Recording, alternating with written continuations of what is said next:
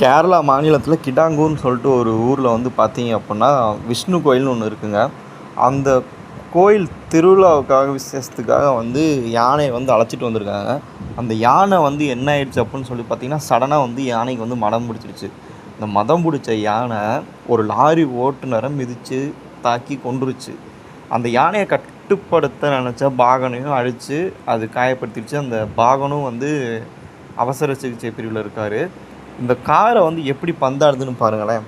கிட்டத்தட்ட வந்து ஒரு 5 to 7 லட்ச ரூபா அந்த மதிப்புள்ள காரு ஸ்விஃப்ட்டு வந்து என்ன பட்ஜெட் வரும் அப்படின்னு சொல்லிட்டு எல்லாத்தையுமே தெரிஞ்ச விஷயந்தான். இந்த காரை அந்த யானை தூக்கி போட்டு உருட்டி சங்கு சக்கரம் மாதிரி சுற்றி என்ன மாதிரிலாம் பண்ணுதுன்னு பாருங்கள். அது கிட்ட கூட யாருமே நெருங்க முடியலைங்க. எல்லாம் பயந்து பயந்து தான் அப்படியே வந்து சுற்றி போயிட்டே இருந்தாங்க. அப்புறம் வந்து கிட்டத்தட்ட வந்து ஒரு 2 மணி நேரமாக வந்து பக்கம் போராடி ஃபாரஸ்ட் ரேஞ்சர்ஸ், ஃபாரஸ்ட் ஆஃபீஸர், அப்புறம் வந்து போலீஸ் எல்லாமே சேர்ந்து மயக்க ஊசியெல்லாம் செலுத்தி தான் வந்து இந்த யானையை வந்து பிடிச்சிருக்காங்க.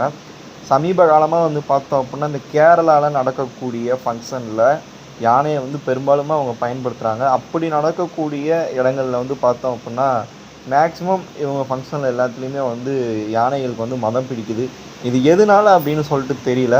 பராமரிப்பு காரணமாக இந்த மாதிரி ஆகுதா, இல்லை யானைக்கு கோவப்படுறதுக்கு என்ன காரணமாக இருக்கும் அப்படின்னு சொல்லிட்டு யாருக்குமே தெரியல. ஆனால் கிட்டத்தட்ட வந்து ஒரு உயிர் போயிடுச்சுங்க.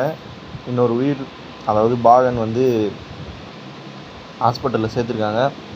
காரும் வந்து கிட்டத்தட்ட நாஸ்தி ஆகிடுச்சு. பாவம் என்ன கனவோடு வந்து காரை வாங்கியிருப்பார். ஒவ்வொருத்தருக்கும் காருங்கிறது எவ்வளோ பெரிய கனவாக இருந்திருக்கும் யோசிச்சு பாருங்கள்.